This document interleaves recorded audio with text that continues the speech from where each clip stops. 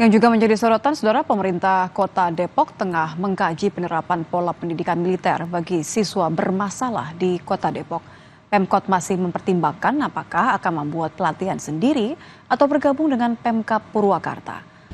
Wali Kota Depok, Supian Suri, mengatakan pemerintah Kota Depok akan mempelajari terlebih dahulu program serupa yang telah diterapkan pemerintah Kabupaten Purwakarta. Menurutnya hal itu juga masih dalam tahap pengkajian anggaran oleh pemerintah Kota Depok. Wali Kota juga menjelaskan bahwa hingga kini belum ada laporan warga yang ingin anaknya dibina di barak militer. Dua kemungkinan, pertama kita buat lagi seperti yang dilakukan di sana atau kita bergabung saja. Mudah-mudahan kan nggak terlalu banyak jumlah yang masuk kategori itu sehingga kita cukup mengirimkan, kita ikut pembiayaan biar nggak terlalu harus buat punya sekolah masing-masing. Seperti itu sih. Jadi saya masih dengan Bapeda dan teman-teman masih menjajaki apakah kita perlu bangun sendiri atau buat sendiri atau kita cukup mengirimkan saja.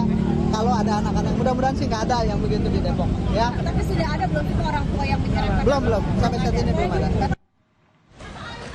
Selain pendidikan karakter siswa di barak militer, pemerintah Provinsi Jawa Barat akan memperluas pelaksanaan program serupa bagi para pencari kerja.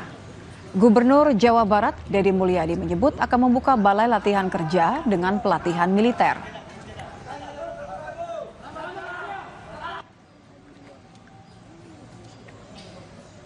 Nah, nanti saya juga akan mengarahkan anak-anak SMA yang kelas 3 yang baik-baik, yang punya orientasi kerja. Itu kan saya mau bikin pelatihan pekerjaan ya. Nanti misalnya mereka ke industri, misalnya di BYD.